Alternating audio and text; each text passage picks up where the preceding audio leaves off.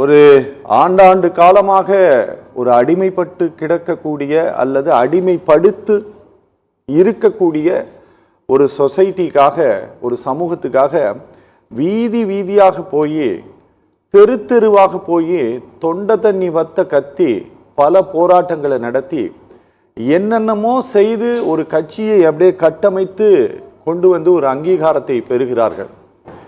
அந்த கட்சி ஒரு களத்திற்கு நிற்கும் போது அந்த வேட்பாளர்கள் தோற்று போகிறார்கள். பிரச்சாரமே போகல, வீட்டுக்குள்ளேயே உக்காந்துக்கிட்டு இருந்துட்டு வெறும் இன்ஸ்டாகிராம்ல ரீல்ஸை மட்டுமே போட்டுக்கிட்டு இருந்த ஒரு கட்சிக்கு ஒரு பெரிய அங்கீகாரத்தை இந்த தமிழ் சமூகம் கொடுத்திருக்கா சார், இந்த தேர்தல் முடிவுகளின் மூலமாக. சார் அது சயின்டிபிக்கா வளர்ச்சி, நீங்க அதை அப்படித்தான் நீங்க பாக்கணும். இப்ப நம்ம வீட்டுக்குள்ள உட்கார்ந்துக்கிட்டு இப்ப உங்க அலுவலகத்துக்கு வராம, உங்க ஆபீஸே வராம இன்னைக்கு ஒரு நேரலைன்ல நீங்க ஒளிபரப்பு கொண்டிருக்கிறீர்கள் என்றால் அது நீங்க அந்த வளர்ச்சியை நம்ம பாராட்டிட்டு ஆகணும். நம்ம பாராட்டாமல் இருக்க முடியாது. ஆனா அதே நேரத்துல இப்ப ஒரு வகையான அலை அடித்திருக்கிறது என்றால் அந்த அலையை நம்ம எப்படி பார்க்கணும்னா, ஒண்ணு ஆளும் அரசாங்கத்திற்கு இல்ல ஆளும் வர்க்கத்திற்கு ஒரு வெறுப்பு எப்பொழுதுமே நிகழும். அது எந்த கட்சியாக இருந்தாலும் சரி, அது நிகழ்ந்திருக்கிறது. அதை சரியான முறையில் விஜய் அவர்கள் பயன்படுத்தி இருக்கிறார்கள். விஜய் ஒரு நடிகர், அவர் நடிகர் என்ற முறையில நீங்க சொன்ன மாதிரி ஒவ்வொரு வீட்டுக்குள்ளேயும் எளிமையாக உள்ளே சென்று இருக்கிறார். இது ரெண்டுதான். இந்த ரெண்டு காரணங்களும் அவங்க ஒரு பெரிய எதிர்பார்க்காத அளவுக்கு ஒரு வெற்றியை தேடி தந்திருக்கிறது. இப்ப நீ என்னை எடுத்துக்கொண்டீங்கன்னா கூட, நான் பெரிய குளத்துல நம்முடைய சொந்த பிரதர் அவர் தான் எலெக்ஷன் இருந்தாரு. திராவிட முன்னேற்ற கழகம் தலைமையில் இருக்கிற கூட்டணி விடுதலை சிறுத்தையின் சார்பாக நிற்கிறாரு. அப்ப நாங்க களத்துக்கு நேரடியாக போகும் பொழுது எதிராளிகள் யாருமே இல்ல. குறிப்பா இப்ப டிவிக்கே தான் வெற்றி பெற்று இருக்கிறது. டிவிக்கு களத்திலே இல்ல. திடீர்னு பார்த்தா நான் ஒரு கடத்துல டீ ஷாப்புக்கு இருக்கும்போது ஒரு தம்பி டீ வாங்கி தர்றாரு. நான் டீயையும் சாப்பிடுறேன். என்ன தம்பி அப்படின்னு சொல்லும் பொழுது, அண்ணே நான் தானே வேட்பாளரு அப்படின்றாரு. என்ன தம்பி இப்படி சொல்றீங்க? ஆமாண்ணே நான் தான் வேட்பாளரு. நான் டிவிக்கே உடைய அந்த கட்சியுடைய இன்னைக்கு பொறுப்பாளராக இருந்து வேட்பாளராக அறிவிக்கப்பட்டிருக்கிறேன். ஒரு காலத்துல ரசிகர் மன்றத்துல இருந்தேன்.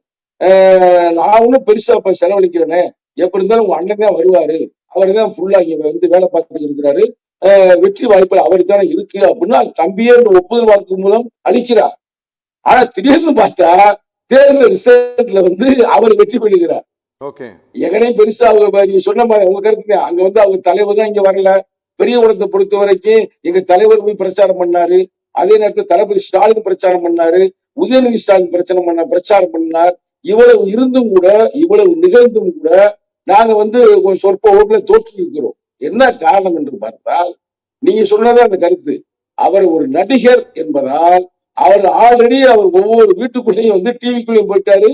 அதே நேரத்துல மொபைல்லையும் போயிட்டாரு. அதனுடைய வளர்ச்சி. ஆனா அதே நேரத்துல ஆளுங்கட்சிக்கு, அது எந்த கட்சியாக இருக்கட்டும், ஏன் உங்களுக்கு திராவிட முன்னேற்ற கழகம் ஒரு முறை வெற்றி பெற்று விட்டால் அடுத்த முறை எப்பயுமே வெற்றி பெற்றதில்லை. 1967 முதல் வெற்றி பெறுகிறார்கள். அடுத்த அறிஞர் அண்ணா இறந்து போய் விடுகிறார். மீண்டும் திராவிட முன்னேற்ற கழகம் டாக்டர் கலைஞர் கருணாநிதி ஐயாவுடைய தலைமையில வெற்றி பெறுகிறது. அதுக்கு அடுத்து நீங்க வரலாறு பாத்தீங்கன்னா எந்த இடத்திலையுமே அவர்கள் மீண்டும் வெற்றி பெற்றதில்லை. அது ஒரு முக்கியமான காரணம்.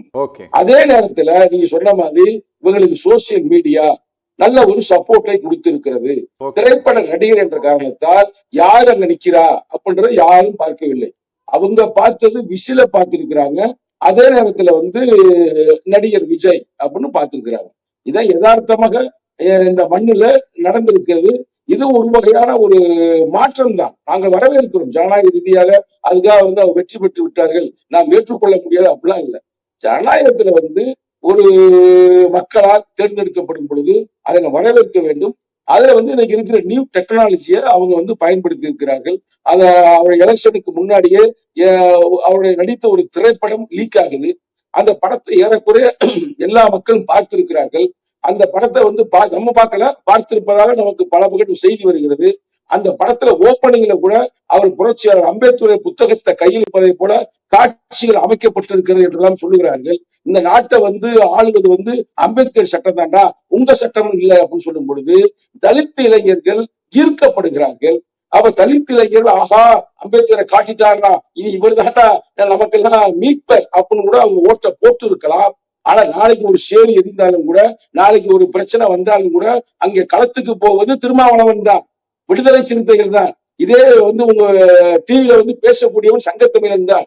ஆனாலும் கூட அந்த மக்கள் நம்புகிறார்கள், இளைஞர்கள் நம்புகிறார்கள். அந்த நம்பிக்கையில அவங்க ஓட்ட போட்டிருக்கிறாங்க.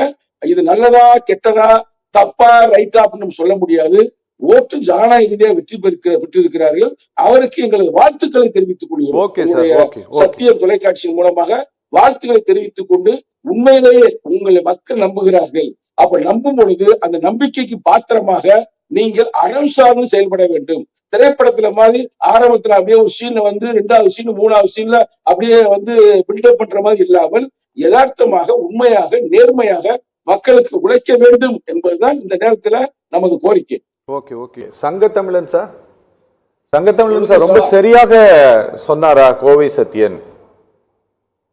இளைஞர்கள் கேட்பது போல எல்லாம் பண்ண முடியாது, ஒரு பாரம்பரிய அரசியல் இது இப்படிதான் பண்ணணும், ஏன்னா யதார்த்தம் தெரியுங்கிறதுனால இதை இப்படிதான் செய்யணும், இப்படி செஞ்சாதான் சரியா இருக்குங்கிற அந்த அந்த சம் ரூல்ஸை இது உடைச்சிருக்குதா சார் இந்த இந்த தேர்தல் முடிவு? சார், அவர் கோவை சத்யா சொல்றது சரியா தப்பா அப்படின்றது சொல்றதுக்கு நான் வரல. நான் ஒரு முக்கியமான கருத்தை இந்த நேரத்துல நான் வைக்கிறேன், உங்களுக்கு முன்னாலே நான் வைக்கிறேன். சரி, அதாவது கர்மவீரர் காமராஜர் 69 என்று எண்ணுகிறேன். அந்த காலகட்டத்துல தோற்கடிக்கப்படுகிறார். அவர் அளவுக்கு அரசியல்ல ஒரு நுட்பமும், நுட்பம்னா மக்களுக்கு உதவி செய்ய வேண்டும் என்ற அந்த நல்ல எண்ணமும் இருக்கின்ற அந்த மாபெரும் ஒரு போராளியை, மக்கள் போராளியை தோற்கடிக்கப்பட்டார்கள் இளைஞர்கள் மூலமாக.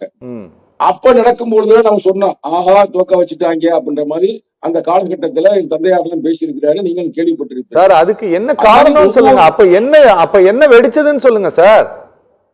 அதுதான் திரைப்படம் என்பதுதான் இந்த தமிழர்கள் அறிஞர் அண்ணா சொன்ன மாதிரி சாவா இருக்கட்டும் இல்ல மகிழ்ச்சியா இருக்கட்டும், இவங்க எல்லாத்தையுமே அந்த திரைப்படம் மூலமா தான் பாக்குறாங்க. தமிழர்கள் மட்டுமே, தமிழ்நாடுகள் மட்டும்தான் தலைவர்களை எங்க இருந்து தேர்ந்தெடுக்கிறாங்க, திரைப்படத்திலிருந்து தேர்ந்தெடுக்கிறான். இது நம்ம எல்லா பேருடைய குற்றம், தொடர்ந்து இன்று நேற்று அல்ல. இந்த குற்றத்தை உருவாக்கியவர் யாருன்றது அவங்க மனசாட்சிக்கே தெரியும். அப்ப அப்படிப்பட்ட செஞ்சுவிட்டு இன்னைக்கு திரைப்படத்தில இருந்து ஒரு தலைவர் வந்துட்டாருன்னு யாரும் சொல்ல முடியாது. ஏன்னா இன்றைய இளைஞர்கள் அவர் ஐயா கேட்கிறாரு, இது சாப்பாடு போடுமா சோற போடுமானா, இன்னைக்கு சோசியல் மீடியா தாங்க பல பேருக்கு படிச்ச இன்ஜினியர்களுக்கே வேலையை கொடுத்து கொண்டிருக்கிறது. அதை அவர்கள் பயன்படுத்தி இருக்கிறார்கள். அந்த நுட்பத்தை அதைத்தான் பார்க்கணும். திரைப்படத்துல இருக்கிற அந்த பாப்புலாரிட்டியை பயன்படுத்தி இருக்கிறார்கள். இன்னும் சொல்றேன், ஒரு படி இதுக்கு நீங்க விளக்கம் கொடுங்க ஐயா, நெறியாளரை சொல்லுங்க. நான் தேர்தல்ல நேருக்கு நேரம் களத்துல இருந்து வேலை செய்தவன். எல்லா கட்சியும் 2000 ரூபாய் 3000 ரூபாய் 5000 ரூபான்னு ஓட்டு காசு கொடுக்கும் பொழுது நான் ஒரு கட்சியை சார்ந்த இளைஞரணி செயலாளர் இருந்து நான் வருத்தப்பட்டேங்க தனிப்பட்ட முறையில. என்னடா சமூகம் நாடு போயிட்டு இருக்கு, எதை நோக்கி நான் சென்று கொண்டு இருக்கிறது, இப்படியே போனா நாளைக்கு பணக்காரர்கள் மட்டும்தான் இந்த தேர்தல் நிற்க முடியும் என்ற ஒரு பெரிய ஒரு சித்தாந்தத்தை உருவாக்குகிறது. இதுக்கெல்லாம் வழி இல்லை என்று எண்ணும் பொழுது இன்னைக்கு நம்ம அவங்களோட கூட்டணியில் இல்லை. ஆனா அந்த கட்சிக்காரர்கள் பெருசா இன்னும் பணம் கொடுக்கல. அந்த கட்சி தலைவரே பணம் கொடுக்காது என்று சொல்லுகிறார்கள். இது ஒரு மாற்றம் இல்லையா? புரட்சிகரம் என்பது அது காரணமாக செஞ்சாதான் புரட்சியா? இல்ல புரட்சியாளர் அம்பேத்கர் நாங்க செஞ்சாதான் புரட்சியா? இது மாதிரி மாற்றங்களை வரவேற்கணும், அது யார் செஞ்சாலும் சரி. ஏன்னா நான் உண்மையிலே மெய் மறந்த நெறியாளர் அவர்களே, நீ எப்படிமா எடுத்துக்கலுங்க, நான் தனிப்பட்ட முறையில் அழுது, என்னன்னா அந்த நாடு இப்படி போய்கிட்டு இருக்கு, காசு கொடுத்தாத்தான் ஓட்டுன்னு காசுக்கு ஓட்டை விக்கிறாங்க வாங்குறாங்க. புரட்சியாளர் அம்பேத்கர் ஒன் ஓட்டு ஒன் வேல்யூ அப்படின்னு எப்படி கொண்டு வந்தாரு. நம்ம ஓட்டு மிட்டா மிராசு ஓட்டு சமம், அந்த ஓட்டுடைய மதிப்பு இருக்குது, இதை புரியாம இப்படி செய்யறாங்கன்னு வருத்தம் இருந்துச்சு. ஆனா சில கட்சிகள் கொடுக்காமே இன்னைக்கு வெற்றி பெற்று இருக்கிறார்கள். எல்லா பார்ட்டியும் கொடுத்தது சார், எனக்கே தெரியும். எல்லா பார்ட்டியும் கொடுத்தது. அப்படி கொடுத்திருந்தா யார் மெஜாரிட்டியா வின் பண்ணிருக்காங்களோ அந்த அதனுடைய சட்டமன்ற தொகுதியினுடைய கேண்டிடேட்ஸ் எல்லாம் கொடுத்தாங்க. இல்ல அது அப்படி கொடுத்திருந்தால் அது தவறு. நான் சொல்வது என்னவென்றால், ஒரு கட்சி தலைவரே சொல்றாரு, அந்த கட்சி தலைவரே கொடுக்காதீங்க அப்படின்னு. ஆனா அது கொடுக்காம நீங்க சொன்ன மாதிரி சில பேர் இருந்திருக்கலாம், சில பேர் கொடுத்திருக்கலாம். இப்ப நாங்களாம் சில இடங்கள்ல கொடுக்கல, அதனால நாங்க தோல்வியை சந்தித்து இருக்கிறோம். அது அதுக்காக நம்ம இல்லைன்னு சொல்ல முடியாது. ஆனா இப்படிப்பட்ட ஒரு ஜெனரேஷன் நம்ம உருவாக்க கூடாது. Okay. அது வந்து ஒரு நாளைக்கு வந்து ஒரு பெரிய எப்படி ஆகும்னா இதுவே ஒரு கேட்டுமதி போட்டு இது ஒரு வகையான சமூக நீதிக்கு நேர் எதிரான கருத்து. ஐயாட்ட பணம் இருக்கா, நெறியாளர் ஐயாட்ட வாங்க ஐயா எலெக்ஷன்ல நில்லுங்க ஐயான்னு தங்கத்தம்பி இந்த காசு இல்லையா, உனக்கு சீட் இல்ல தம்பி, நீ போய் வேலை பாரு தம்பி அப்படின்னு சொல்லுவாங்க. இதெல்லாம் வரக்கூடாது வருங்காலங்கள்ல. இது ரொம்ப மிக மிக நுட்பமானது. ஆனா நம்ம அரசியல் படுத்தணும், நம்ம தவறி விட்டோம். நம்ம ஒவ்வொருத்தருமே தம்பிகளா சினிமா படத்துல தேடாதீங்களா தலைவர்களை, சினிமா படத்துல தலைவனை தேடாத, சினிமா படத்துல போய் படத்தை பாரு. நான் அடிக்கடி சொல்லுவேன், கஞ்சாவை போட்டாதே போத, தண்ணியை அடிச்சாதே போத, ஆனா இவங்க சினிமா நடிகைகளை பார்த்தாலே போதைன்னு போனாங்கன்னா நம்ம என்ன செய்ய முடியும்? அதை சரி பண்ணுங்க. அதை சரி பண்ணிட்டோம்னா எல்லாம் சரியா.